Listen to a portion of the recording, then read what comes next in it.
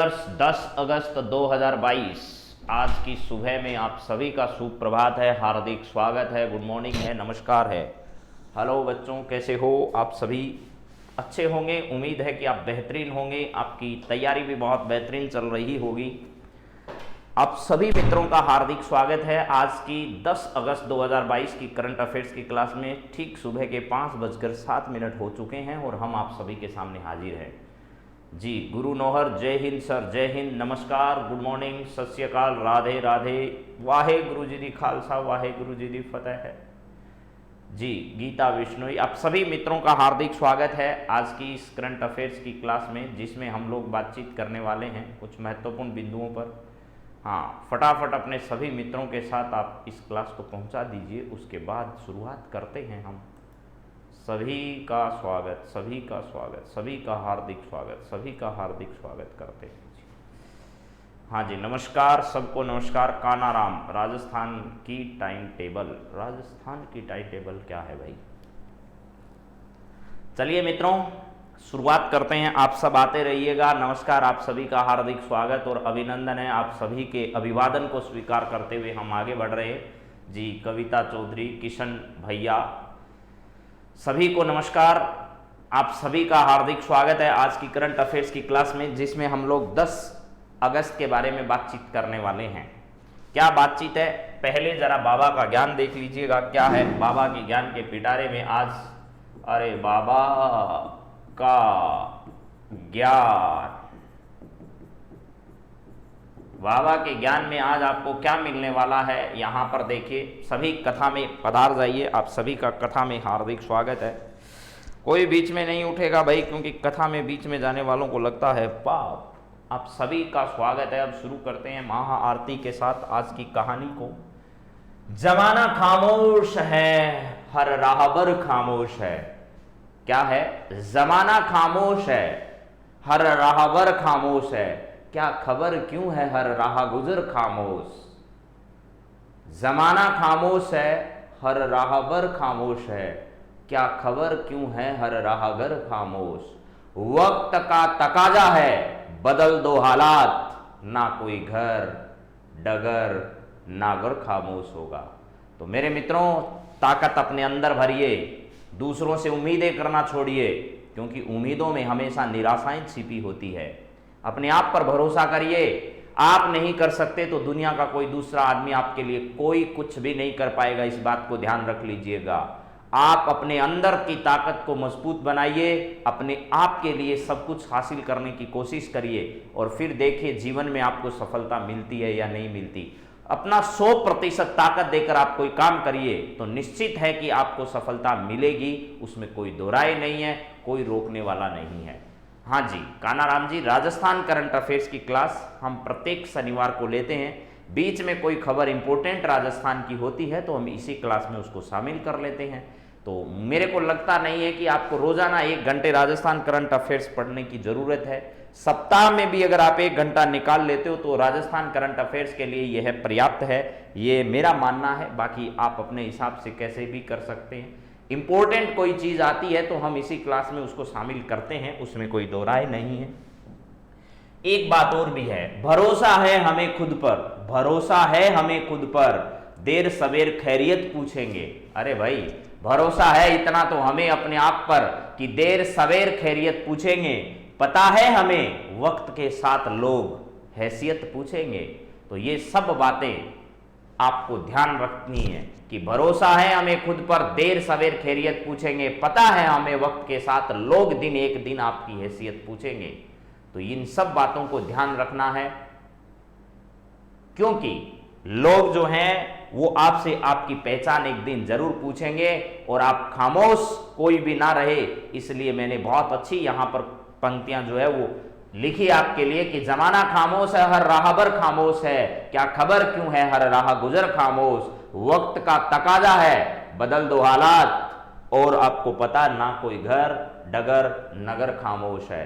तो इन्हीं बातों के साथ आज की क्लास की हम लोग शुरुआत करते हैं। और आज है 10 अगस्त और 10 अगस्त का पहला सवाल ही आपके सामने है और इम्पोर्टेंट भी है। भैया सवाल क्या है, जरा सवाल पढ़ो और उसका जवाब देने की कोशिश करो, फिर आपके बात करते हैं। भारत के 75वें ग्रैंड मास्टर हाल ही में कौन बने हैं, ये जरा बताइएगा। वी प्रणव है ये, वी प्रणव, आर प्रज्ञानंद, विश्वनाथानंद, नीरज चोपड़ा। देखिए भैया, यहां पर हाल ही में भारत के 75वें ग्रैंड मास्टर बनने का सौभाग्य किसको प्राप्त हुआ है, तो यहां पर देखिए इसका सही आंसर जो है वो क्या है, वी प्रणव जो है इनको प्राप्त हुआ है। ये कहां के रहने वाले हैं सर, तमिलनाडु के रहने वाले हैं, तमिलनाडु के रहने वाले हैं। और ग्रैंड मास्टर जो है वो किससे संबंधित है, आपको पता है, ये शतरंज जो है ना, शतरंज, चेस, उससे संबंधित है। घोड़ा, हाथी, राजा, ये सब आपने सुने होंगे उसमें, किंग, ठीक है, हाँ जी। तो ये सब बातें भी ध्यान रखनी है। यहां पर इसका राइट आंसर वी प्रणव है। इनका संबंध तमिलनाडु से, और तमिलनाडु में भी अगर आपसे कोई पूछे तो इनका संबंध चेन्नई से। कहां से सर, चेन्नई से इनका संबंध है तमिलनाडु में। अब बात करते हैं इससे आगे की, तमिलनाडु में चेन्नई से इनका संबंध है, ठीक है सर, ये बात हमें समझ में आ गई। तमिलनाडु से ही अन्य शतरंज के खिलाड़ी जो हैं वो कौन कौन है, तो ध्यान रखना, विश्वनाथ आनंद, विश्वनाथ आनंद जो है, विश्वनाथ आनंद, इनका भी संबंध कहां से, तमिलनाडु से। और आर प्रज्ञानंद जो है, प्रज्ञानंद, इनका भी संबंध कहां से है, तमिलनाडु से। अभी हाल ही में रोमानिया में आयोजित हुई एक प्रतियोगिता में, रोमानिया जो है, इस रोमानिया में आयोजित प्रतियोगिता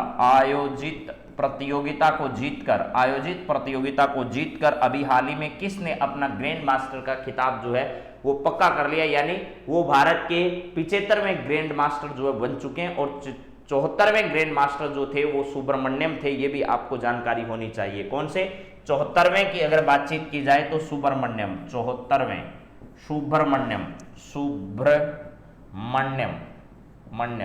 सुब्रमण्यम जो थे वो कौन से थे, 74वें ग्रैंड मास्टर थे।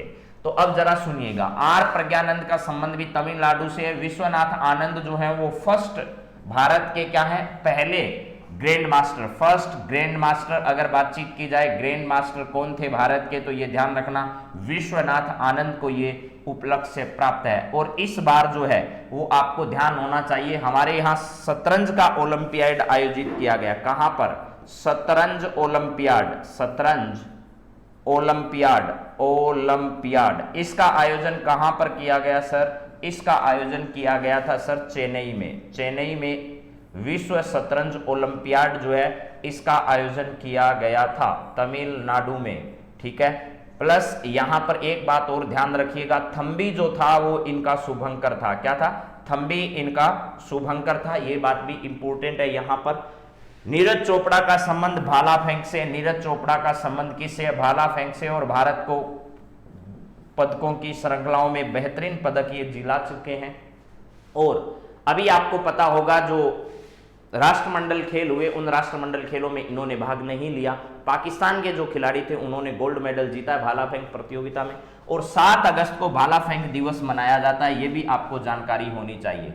7 अगस्त को कौन सा दिवस, भाला फेंक दिवस मनाया जाता है। भाला फेंक दिवस जो है वो क्या किया जाता है, मनाया जाता है। और इसी नीरज चोपड़ा के लिए ही इस 7 अगस्त के दिवस को भाला फेंक दिवस के रूप में घोषित किया गया है। हरियाणा से इनका क्या है, संबंध है। तो आपको पता चल गई होगी ये सारी बातें।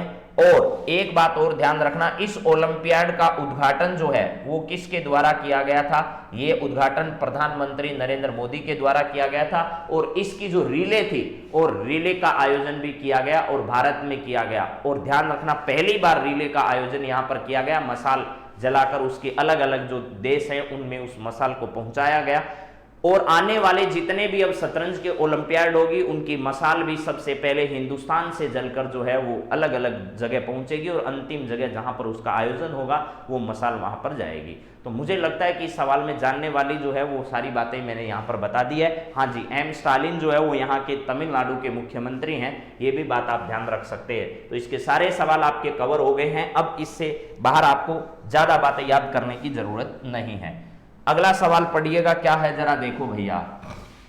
भारत और अमेरिका के बीच में संयुक्त विशेष सैन्य बलों का अभ्यास, एक वज्र प्रहार जो है वो वज्र प्रहार के कौन से संस्करण की शुरुआत हाल ही में, वज्र प्रहार के कौन से संस्करण की शुरुआत अभी हाल ही में हिमाचल प्रदेश में हुई है, आपको ये बताना है। भारत और अमेरिका के बीच में एक तो युद्धाभ्यास नाम से अभ्यास होता है, आपको पता होगा, युद्धाभ्यास नाम से अभ्यास होता है। इसके अलावा भारत और अमेरिका जो है वो मालाबार युद्धाभ्यास जो है वो जो कि क्वाड देशों का है, क्या है, मालाबार युद्धाभ्यास, उसमें क्वाड देशों का अभ्यास है, उसमें भी दोनों देश भाग लेते हैं। इसके अलावा वज्र प्रहार जो है, वज्र प्रहार, इसका भी क्या किया जाता है, आयोजन किया जाता है दोनों देशों के बीच में। वज्र प्रहार, इसका भी आयोजन इन दोनों देशों के बीच में किया जाता है। तो अभी हाल ही में इसका कौन सा संस्करण है, आपको यह बताना है कि भाई इसका ये संस्करण सर आयोजित किया जा रहा है, 12वां, 13वां, 14वां, 15वां, कौन सा संस्करण आयोजित हो रहा है, फटाफट इसके बारे में जरा बताने की कोशिश करिए।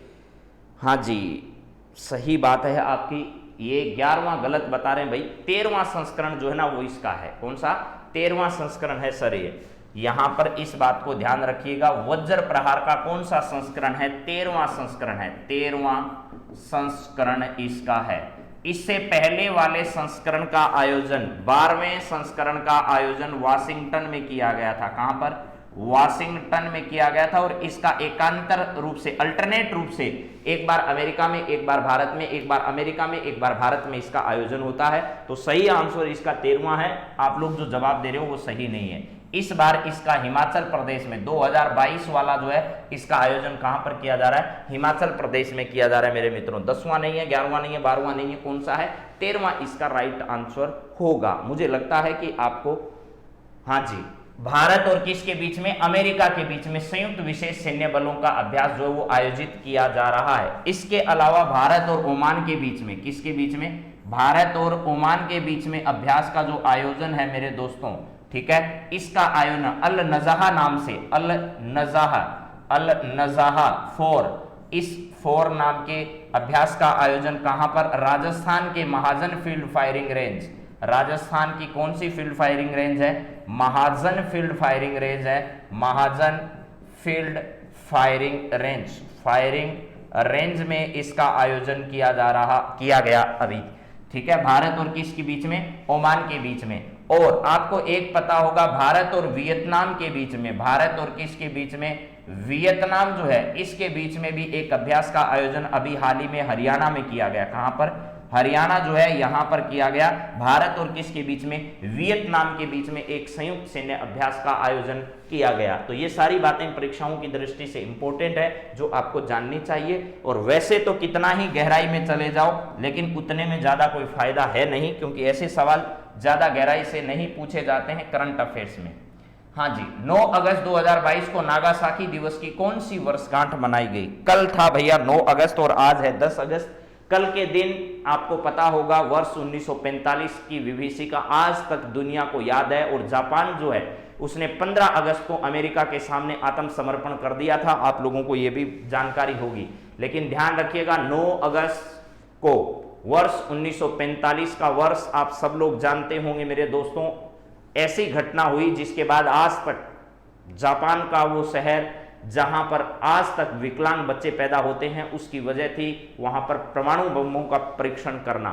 तो ये सब ठीक है, यहां पर है नागासाकी में इस प्रकार के जो लिटिल मैन और क्या थे, फैट मैन, ठीक है, इस प्रकार के परमाणु बमों से हमला किया गया।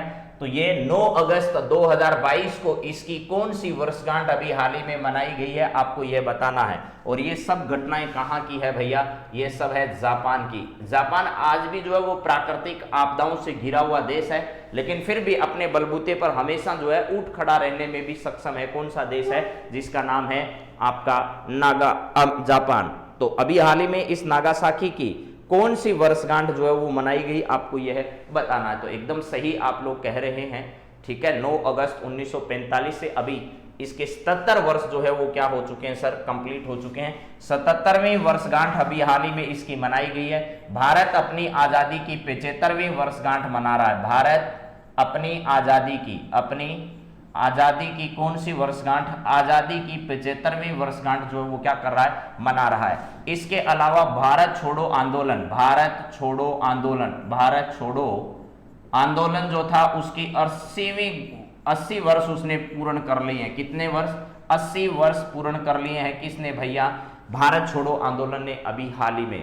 तो हिरोशिमा और नागासाकी, एक 7 अगस्त को, एक 9 अगस्त को, इस प्रकार के 2 परमाणु हमले वहां पर 6 अगस्त कह दीजिए, 6 अगस्त पर हिरोशिमा पर हुआ था, 9 अगस्त को नागासाकी पर इस प्रकार का हमला वो है जो किया गया था। तो इसकी अभी हाल ही में 77 वर्ष जो है वो क्या हो चुके हैं? पूर्ण हो चुके हैं। ठीक है, हिरोशिमा और नागासाकी मैं यहां लिख देता हूं, हिरोशिमा और क्या है भैया? नागासाकी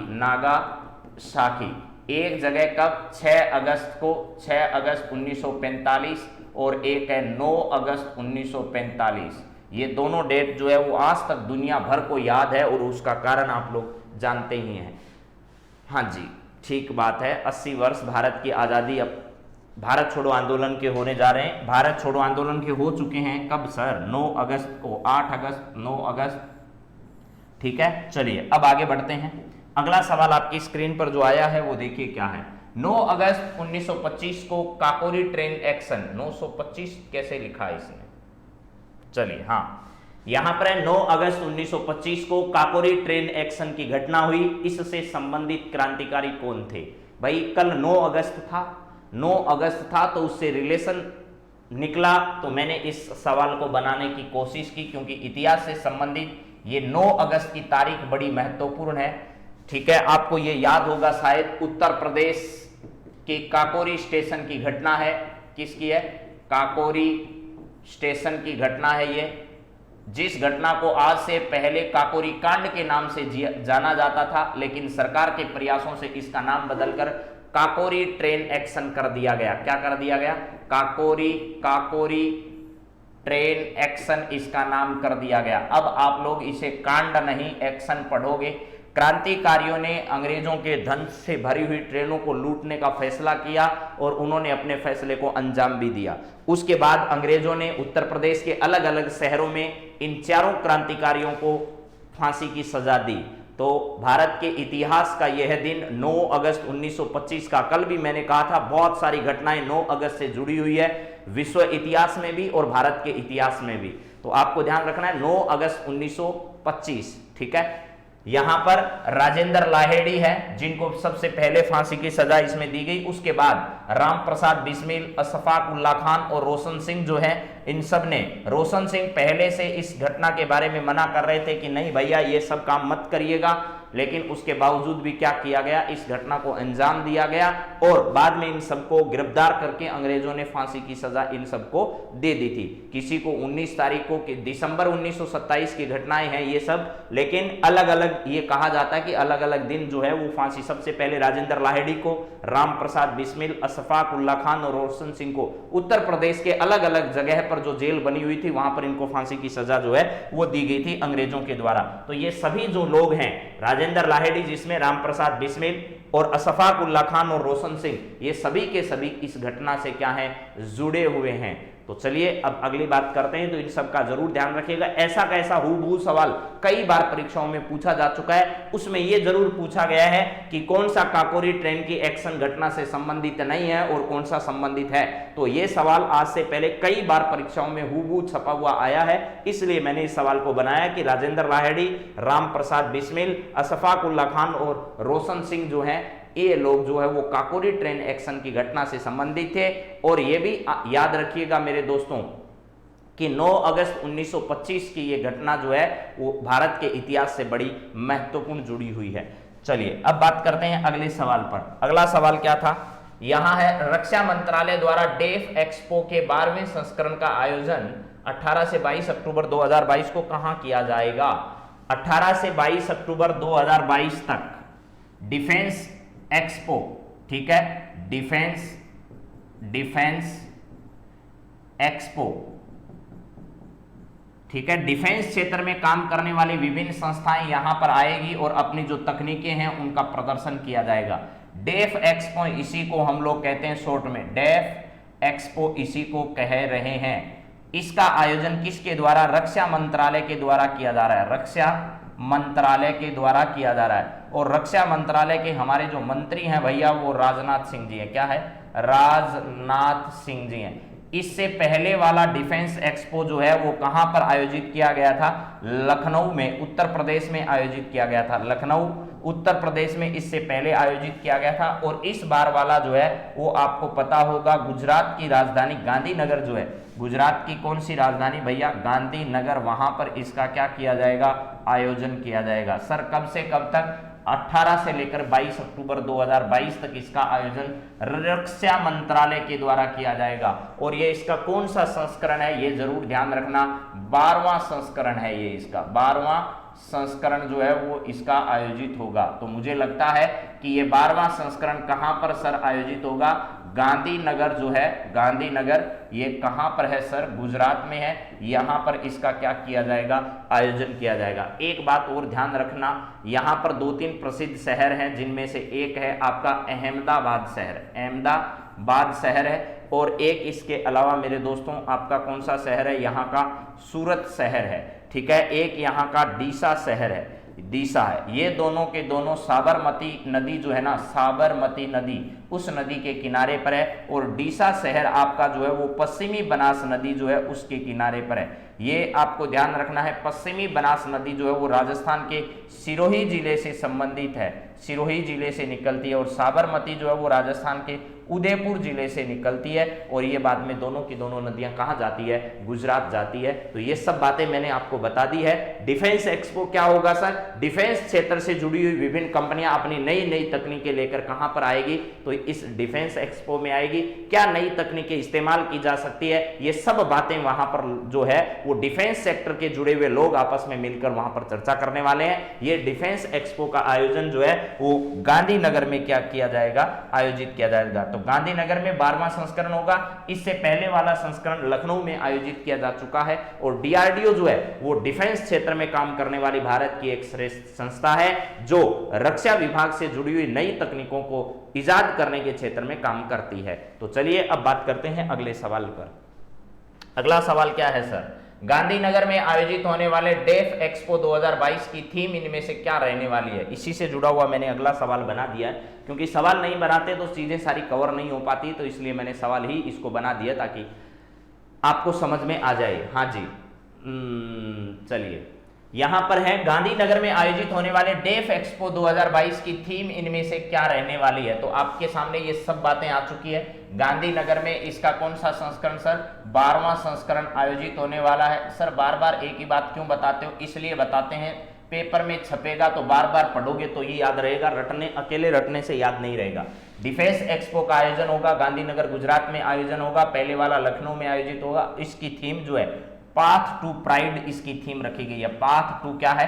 प्राइड, यानी सी ऑप्शन इसका राइट है, पाथ टू प्राइड। ये इस बार की थीम रखी गई है। पाथ टू डिफेंस, रक्षा और संबल, रक्षा से समृद्ध है, रक्षा से समृद्ध, लेकिन ये सब थीम नहीं है, ये सब ऐसे ही बनाया गया। पाथ टू प्राइड जो है वो इसकी क्या रहने वाली है? थीम रहने वाली है। तो मुझे लगता है कि आपको ये बात पूरी डिफेंस एक्सपो से संबंधित आ गई होगी। और रक्षा मंत्रालय इसका आयोजन करेगा, रक्षा मंत्रालय जो है वो क्या करेगा भैया? इसका आयोजन करेगा। और रक्षा मंत्रालय के मंत्री राजनाथ सिंह जी हैं जो लखनऊ से आते हैं। चलिए इसके बाद अगले सवाल पर बातचीत देखते हैं क्या है। 9 अगस्त को विश्व आदिवासी दिवस मनाया गया। इस वर्ष का विषय क्या रखा गया? यानी एक तो ये कह दीजिएगा जो हमारे अलग अलग जगह पर रहने वाले लोग हैं उनको अपने राष्ट्रीयता के प्रति, अपने देश के प्रति प्रेम को उजागर करने के लिए यह दिवस भी मनाया जाता है। और 9 अगस्त को विश्व आदिवासी दिवस भी मनाया जा रहा है। और राजस्थान ने विश्व आदिवासी दिवस जो है ना, राजस्थान सरकार ने विश्व आदिवासी दिवस पर सार्वजनिक अवकाश जो है, सार्वजनिक अवकाश, वो सार्वजनिक अवकाश की घोषणा भी कर रखी है। राजस्थान वो राज्य है जहां पर आदिवासी दिवस के अवसर पर सार्वजनिक अवकाश की घोषणा की गई है। राजस्थान के मुख्यमंत्री कौन है? तो वो आपको पता है भैया, अशोक गहलोत जी हैं। और एक घटना कहां पर हो गई भैया? कल बिहार में। कहां पर सर?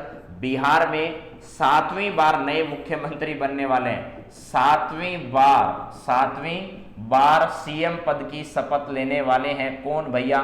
नीतीश कुमार। सर ऐसा कैसे हुआ?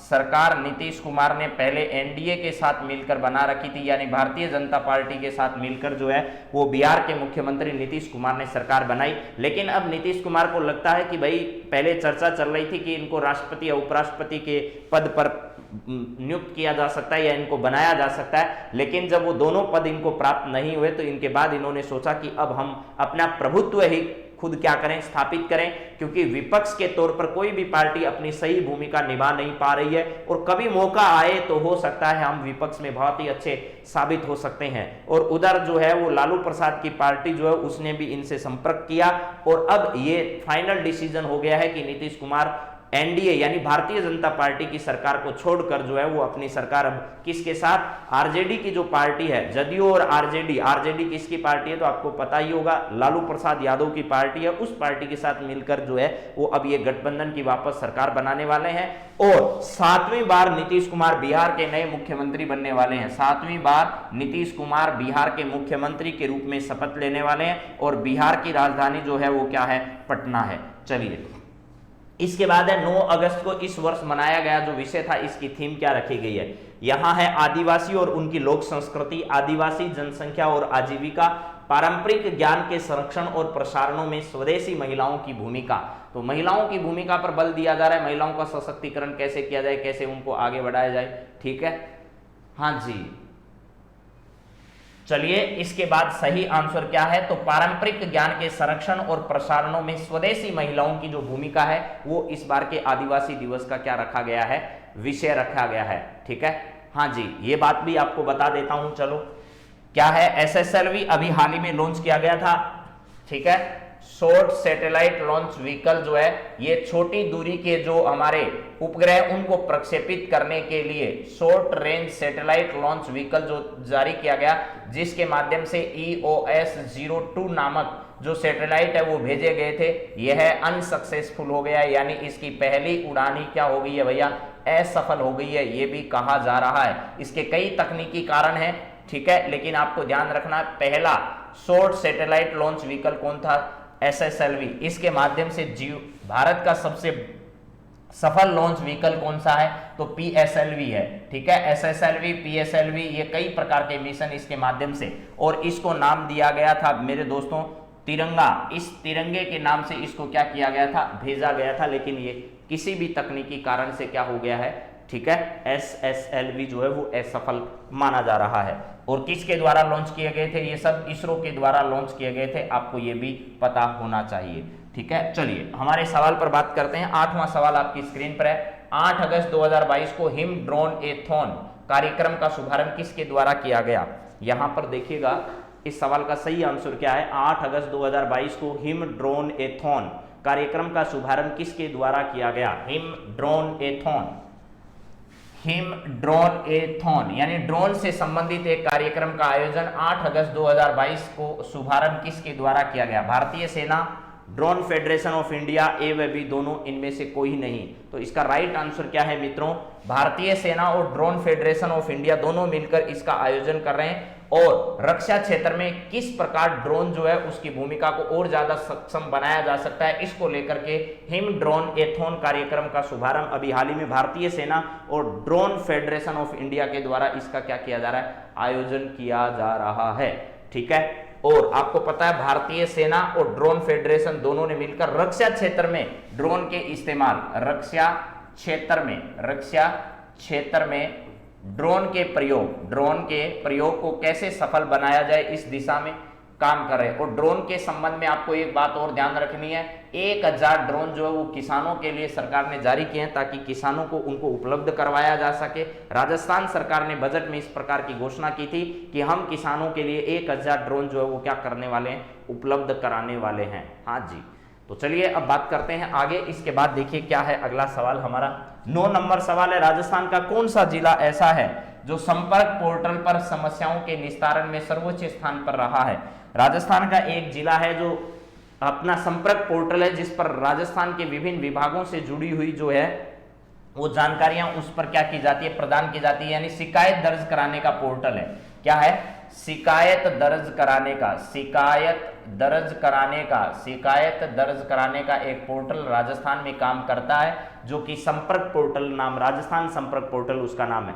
उसमें समस्याओं के निस्तारण के मामले में राजस्थान का ऐसा कौन सा जिला है जो पहले नंबर पर रहा है, आपको यह बताना है। तो इसका राइट आंसर आप सब लोग जानते होंगे मेरे हिसाब से, इसका राइट आंसर क्या है, 12 जिला है। क्या है, 12 जिला है। और 12 में एक अंता जगह जो है वो भी आपको ध्यान रखनी है। अंता में क्या लगाया गया है आपको पता होगा, हमारे 12 अंता में कौन सी चीज है, सुपर क्रिटिकल है या छबड़ा में है। ठीक है, यहां पर क्या है, 12 में ही एक जगह है जिसका नाम क्या है, छबड़ा। अंता और छबड़ा दोनों बहुत चर्चित जगह है, आपको ये ध्यान रखना है। ठीक है, तो छबड़ा 12 में पावर स्टेशन जो है यहां पर आपको पता होगा लगाया गया हमारा super critical thermal power plant जो है, क्या है, super critical thermal power plant, super critical thermal power plant जो है वो क्या किया गया, लगाया गया है। इसके अलावा 12 जो जिला है वो मसालों के उत्पादन के लिए भी सबसे ज्यादा चर्चित जिला जो है वो कौन सा है, 12 जिला है। ये बात आपको ध्यान रख लेनी है। ठीक है, अजमेर जो है यहां पर आपको बता दिया है कई बार भी, RBSE और इसके अलावा RPSE, इन सब का जो है वो क्या है भैया, अजमेर में मुख्यालय है। और RBSE जो है इसके बारे में जरूर ध्यान रखना है। RBSE की स्थापना जब हुई थी तो इसका मुख्यालय कहां था, जयपुर में था। बाद में वर्ष 1961 में इसको कहां पर स्थापित किया गया, वर्ष 1961 को इसे बाद में ट्रांसफर किया गया था, कहां पर, अजमेर के अंदर। तो ये सारी बातें आपको ध्यान रखना है। चलिए अब बात करते हैं अगले सवाल पर। हाँ जी, 181 इसका टोल फ्री नंबर, सही बात है। संपर्क पोर्टल शिकायत दर्ज कराने का टोल फ्री नंबर भी कितना है, 181 है। ठीक है, इस पर आपको विभिन्न प्रकार की जानकारियां जो है वो क्या होती रहती है, उपलब्ध होती रहती है। चलिए इसके बाद नेक्स्ट सवाल आपकी स्क्रीन पर है। क्योंकि करंट अफेयर से अलग जाएंगे तो बहुत सारी जानकारियां हैं एक ही जिले के संदर्भ में, उसको कभी भी पूरा कवर किया जाना संभव नहीं है। वैज्ञानिक औद्योगिक अनुसंधान परिषद, जिसको हम CSIR कहते हैं, CSIR का नाम आपने सुना होगा। देश में विज्ञान के क्षेत्र में और औद्योगिक अनुसंधान के क्षेत्र में काम करने वाली भारत सरकार की एक संस्था है जिसका नाम CSIR है। इसने अपनी पहली महिला महानिदेशक जो है वो किसे बनाया है, ये आपको बताना है। देखो, माधवीपुरी बूच जो है वो सेबी जो है, उस सेबी की पहली महिला प्रमुख बनाई गई। सेबी की फर्स्ट महिला प्रमुख किसको बनाया गया था, महिला प्रमुख जो है वो किसको बनाया गया था, तो ये ध्यान रखना है, माधवीपुरी बूच को बनाया गया था। इसके बाद है नल्लाथंबी कलाई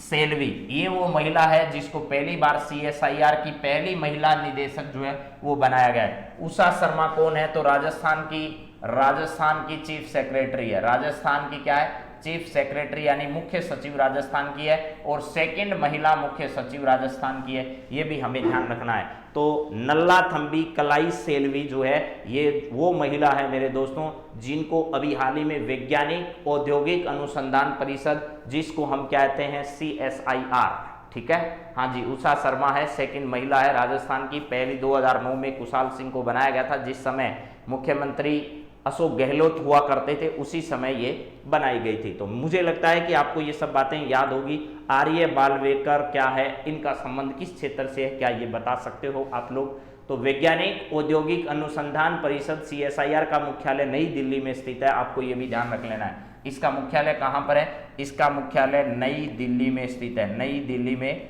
इसका मुख्यालय स्थित है। और अभी हाल ही में प्रथम महिला महानिदेशक इसकी नल्लाथंबी कलाई सेल्वी को क्या किया गया है, बनाया गया है। चलिए अब मैं आपसे बात करना चाह रहा हूं मेरे दोस्तों इन्हीं सवालों पर वापस रिवाइज, और 3 दिन जो पिछले वाले सवाल कराए हैं उनको भी मैं आपको रिवाइज कराना चाह रहा हूं, ताकि फटाफट आपका सब मामला रिवाइज हो जाए और मामला कूल रहे। भरोसा है हमें खुद पर, देर सवेर खैरियत पूछेंगे, पता है मैं वक्त के साथ लोग आपसे हैसियत पूछेंगे, इसलिए तैयार रहो। जमाना खामोश है हर रहबर खामोश, क्या खबर क्यों है हर राह गुजर खामोश। वक्त का तकाजा है बदल दो हालात, ना कोई घर डगर नगर खामोश होगा मेरे दोस्तों। आज है 10 अगस्त, और 10 अगस्त के फटाफट ज्ञान की बात करें तो भारत के 75वें ग्रैंड मास्टर हाल ही में वी प्रणव रहे हैं, ये आपको ध्यान रखना है, जो कि तमिलनाडु के चेन्नई से संबंधित रखते हैं। भारत और अमेरिका के बीच में संयुक्त विशेष सैन्य बलों के वज्र प्रहार का आयोजन जो है वो हिमाचल प्रदेश में किया जा रहा है, ये इसका 13वां संस्करण है, ये ध्यान रखना है। इसके अलावा 9 अगस्त 2022 को नागासाकी दिवस मनाया गया और इस बार इसकी 77वीं वर्षगांठ जो है वो मनाई गई। भारत छोड़ो आंदोलन ने अपने 80 वर्ष अभी हाल ही में पूर्ण कर लिए हैं। 9 अगस्त 1925 को काकोरी ट्रेन एक्शन की घटना हुई, इससे राजेंद्र लाहेड़ी, राम प्रसाद बिस्मिल और अशफाक उल्ला खान और रोशन सिंह का संबंध रहा है। देखना है कितना जोर बाजुओं में है, ये आपने पंक्तियां सुनी होगी। रक्षा मंत्रालय द्वारा डेफ एक्सपो के 12वें संस्करण का आयोजन गांधीनगर में 18 से 22 अक्टूबर 2022 के बीच में किया जाएगा। इसके बाद है मेरे दोस्तों, गांधीनगर में आयोजित होने वाली डेफ एक्सपो 2022 की थीम है पाथ टू प्राइड, जो है वो इसकी थीम रखी गई है। 9 अगस्त को विश्व आदिवासी दिवस मनाया गया। इस वर्ष की जो विषय रहा वो था पारंपरिक ज्ञान के संरक्षण और प्रसारणों में स्वदेशी महिलाओं की क्या भूमिका रहेगी, इसको लेकर के थीम रखी गई। इसके अलावा SSLV जो EOS 02 शॉर्ट रेंज के जो सैटेलाइट थे उनको लॉन्च करने के लिए एक लॉन्च व्हीकल बनाया गया SSLV, उसने अपनी पहली ही उड़ान को क्या कर दिया, असफल कर दिया है। 8 अगस्त 2022 को हिम ड्रोन एथॉन कार्यक्रम का शुभारंभ किसके द्वारा किया गया, तो अभी हाल ही में भारतीय सेना और ड्रोन फेडरेशन ऑफ इंडिया ने मिलकर जो है वो इस कार्यक्रम का आयोजन किया है। इसके अलावा राजस्थान का कौन सा जिला जो राजस्थान संपर्क पोर्टल पर समस्याओं के निस्तारण के मामले में सर्वोच्च स्थान पर रहा है, तो वो जिला 12 है। इसके अलावा वैज्ञानिक औद्योगिक अनुसंधान परिषद की पहली महिला महानिदेशक अभी हाल ही में नल्लाथंबी कलाई सेल्वी को क्या किया गया है, बनाया गया है। इसके अलावा मेरे मित्रों, यूं ही नहीं होती है हाथ की लकीरों के आगे उंगलियां, रब ने भी किस्मत से पहले मेहनत लिखी होती है। विज्ञान को विज्ञान तभी कह सकते हैं जब वह शरीर, मन और आत्मा की भूख मिटाने की क्या रखती हो, ताकत रखती हो। 9 अगस्त में कथा में क्या था वो जरा सुन लीजिएगा। 9 अगस्त में था राष्ट्रमंडल खेल 2022 जो है उनका आयोजन बर्मिंघम में किया गया। 2026 का आयोजन ऑस्ट्रेलिया में किया जाएगा और शुभंकर पेरी द बुल था और इनका आदर्श वाक्य गेम फॉर ऑल था। भारत जो है वो इसमें चौथा स्थान प्राप्त कर पाया। पीवी सिंधु भारतीय ध्वजावाहक थी। हॉकी टीम में पुरुष टीम जो थी उसने रजत पदक और महिलाओं ने कांस्य पदक जीता। क्रिकेट में महिलाओं की टीम ने भारत ने ऑस्ट्रेलिया से हारकर रजत पदक जो है वो प्राप्त किया। बैडमिंटन में पीवी सिंधु और लक्ष्य सेन ने गोल्ड मेडल जीता। निखत जहरीन ने बॉक्सिंग में गोल्ड मेडल जीता। और आपको पता होगा कि बॉक्सिंग के अंदर भारत को पहले भी भारोत्तोलन में भी प्राप्त हुआ मीराबाई चानू के रूप में पदक। ये सभी कथन क्या थे, सत्य थे। इसके बाद ये आपके सामने पीवी सिंधु की खबर मैंने कल ही बताई थी। इसके अलावा भारत ने जो है वो टोटल मिलाकर 61 पदक इसमें जीते थे, जिसमें 22 गोल्ड मेडल भारत के हिस्से में रहे, 16 भारत को रजत और 23 कांस्य पदक भारत को प्राप्त हुए।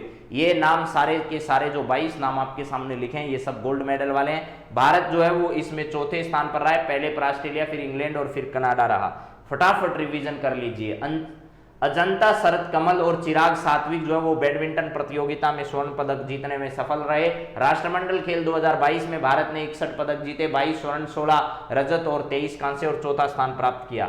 इसके बाद राष्ट्रमंडल खेल 2022 में महिला क्रिकेट टीम में कौन सा पदक जीता? महिला क्रिकेट ने जो है वो ऑस्ट्रेलिया के सामने रजत पदक जीता और ऑस्ट्रेलिया ने इसमें स्वर्ण पदक जो है वो हासिल किया। इसके बाद राष्ट्रमंडल खेल 2022 में पदक तालिका में भारत का स्थान कौन सा था? तो प्रथम स्थान पर ऑस्ट्रेलिया रहा, द्वितीय स्थान पर इंग्लैंड रहा, तृतीय पर कनाडा और चौथा स्थान भारत को इसमें प्राप्त हुआ। इसके बाद भारत सरकार ने किस देश को 18 हल्के लड़ाकू विमान तेजस बेचने की फैसला किया है? मलेशिया देश को हमारे तेजस लड़ाकू विमान है जो क्या किए जाएंगे, भेजे जाएंगे। इसके बाद है युवाओं को देशभक्ति की भावना से जागृत करने के लिए बढ़े चलो अभियान 5 अगस्त से लेकर 10 अगस्त तक कौन सा मंत्रालय आयोजित कर रहा है? तो संस्कृति मंत्रालय इसको आयोजित करने जा रहा है। इसके बाद है 8 अगस्त 2022 को भारत छोड़ो आंदोलन ने कितने वर्ष पूर्ण कर लिए हैं? तो 80 वर्ष भारत छोड़ो आंदोलन ने पूर्ण कर लिए हैं। इसके बाद था कि यूसुफ मेहर वो व्यक्ति थे जिन्होंने क्वाइट इंडिया मूवमेंट यानी भारत छोड़ो आंदोलन उसका नाम दिया था। और इसके अलावा जो साइमन गोबैक जो है, ये साइमन गोबैक का नारा देने वाले भी व्यक्ति कौन थे? ठीक है, हाँ जी, वो व्यक्ति थे यूसुफ मेहर। यूसुफ मेहर और यहां पर है इन्होंने ही क्या दिया था? यूसुफ मेहर ने क्विट इंडिया मूवमेंट और ये इन्होंने भी साइमन गोबैक जो है इसका नारा दिया था। ठीक है, चलिए इसके बाद अगला सवाल क्या था? राजस्थान राज्य लघु उद्योग निगम के चेयरमैन कौन है? तो राजीव अरोड़ा हैं। और अभी हाल ही में इन्होंने राजस्थान में एयर कार्गो कॉम्प्लेक्स की स्थापना उदयपुर में करने का फैसला किया है। चलिए, इसके बाद अगला क्या था, स्वर्ण नगरी जैसलमेर का कौन सा स्थापना दिवस अभी हाल ही में 9 अगस्त को मनाया गया, तो 867वां 867, कौन सा 867 याद रखिएगा, 6 7 8, ठीक है 6 7 8, बस ये याद रह जाएगा तो काम आपका हो जाएगा। और जैसलमेर के ही नोक में अभी हाल ही में एनटीपीसी द्वारा एक सोलर प्लांट लगाया गया जिसका उद्घाटन मुख्य प्रधानमंत्री के द्वारा किया गया। इसके बाद मेरे दोस्तों हमारे जगदीप धनखड़ साहब जो हैं वो राजस्थान से बिलोंग करते हैं और उपराष्ट्रपति बने हैं। यूयू ललित जो है वो 49वें यानी 27 अगस्त को 49वें राष्ट्रपति के रूप में शपथ लेने वाले हैं और 8 नवंबर को बाद में डीवाई चंद्रचूड़ जो है वो भारत के सीजीआई बनने वाले हैं। अब इसके बाद बाबा के ज्ञान में और 10 सवाल कौन से थे। भारत के नए उपराष्ट्रपति जो बने हैं जगदीप धनखड़, वो ध्यान रखना 11 अगस्त को शपथ ग्रहण करने वाले हैं। 14वें उपराष्ट्रपति बने हैं, इनका संबंध झुंझुनू जिले से है, चिड़ावा तहसील से है। मार्गरेट आल्वा जो कि पूर्व राज्यपाल है, उनको हराकर इन्होंने चुनाव में सफलता की। राजस्थान से और शेखावाटी से ये दूसरे उपराष्ट्रपति हैं। इसके बाद राष्ट्रमंडल खेल 2022 में बजरंग पूनिया, साक्षी मलिक, दीपक पूनिया, रवि दहिया, विनेश फोगाट, नवीन और अमित पंघाल ने जो है वो कुश्ती के अंदर स्वर्ण पदक जीता। वहीं पावर लिफ्टिंग में सुधीर कुमार ने स्वर्ण पदक जीता और भाविना पटेल ने पैरा टेबल टेनिस के अंदर स्वर्ण पदक जो है वो हासिल किया था। ठीक है, हाँ जी, चलिए, हाँ बेटा ठीक बात है, पीस मोटिवेशन जी कह देंगे, आज सुभाष जी सर को कह देंगे, तुम्हारी बात पहुंचा देंगे, फिर तो खुश हो, है ना। पर सो जा, नींद ले ले, कोई दिक्कत नहीं है तुम।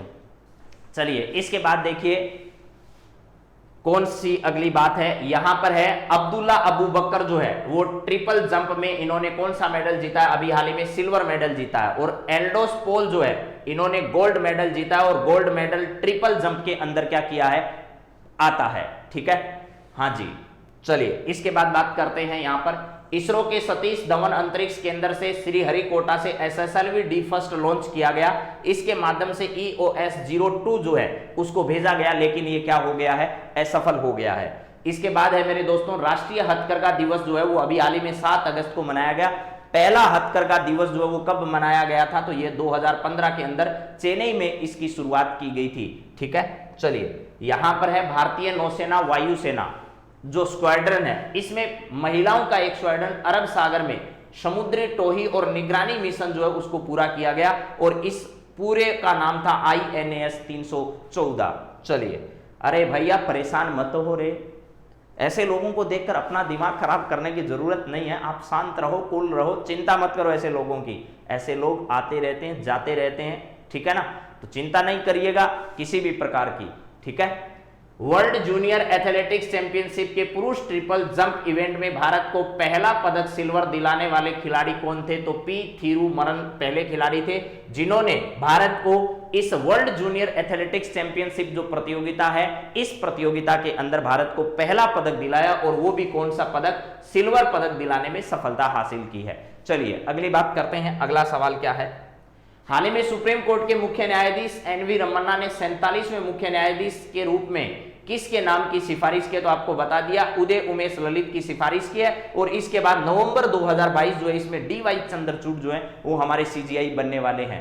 ठीक है, हाँ जी, चलिए अगली बात करते हैं, राजस्थान पुलिस में उप निरीक्षक के पद पर पूजा सिहाग ने राष्ट्रमंडल खेल 2022 में कौन सा पदक प्राप्त किया, तो कांस्य पदक प्राप्त किया। और मूलतः इनका संबंध जो है वो कहां पर है भैया, यहां पर ध्यान रखिएगा हरियाणा से संबंधित है और इन्होंने मेडल जीता है कांस्य पदक और राजस्थान पुलिस में SI के पद पर तैनात है। इसके बाद है कॉमनवेल्थ 2022 में पुरुष लॉन बॉल टीम में भारत ने कौन सा पदक जीता है, तो देखिए पुरुष लॉन बॉल टीम है उसने रजत पदक जीता है, महिला लॉन बॉल टीम ने स्वर्ण पदक जीता है और हॉकी महिला टीम जो है उसने कांस्य पदक जीता है। और हॉकी पुरुष टीम जो है, हॉकी पुरुष टीम, उस टीम ने कौन सा पदक जीता है, तो रजत पदक जो है वो क्या किया है, इसका हासिल किया है। चलिए इसके बाद है अंतिम सवाल आपके सामने, कॉमनवेल्थ 2022 में भारतीय महिला टीम ने कौन सा पदक जीता है, तो आपको बता दिया भारतीय महिला टीम हॉकी में कांस्य पदक जीता है, पुरुषों ने रजत पदक जीता है। और ये ध्यान रखिएगा ऑस्ट्रेलिया जो टीम है, रजत पदक जीतने वाली टीम भारतीय पुरुष टीम, उसको ऑस्ट्रेलिया से हार का सामना करना पड़ा। और क्रिकेट में महिलाओं की जो टीम है उसको फाइनल में भी ऑस्ट्रेलिया से हार का सामना करना पड़ा और रजत पदक जो है उसने प्राप्त किया। ये सभी सवाल मैंने आज आपके सामने कराए हैं। तो 43 स्लाइड जो है वो मैंने आपके सामने रख दी है।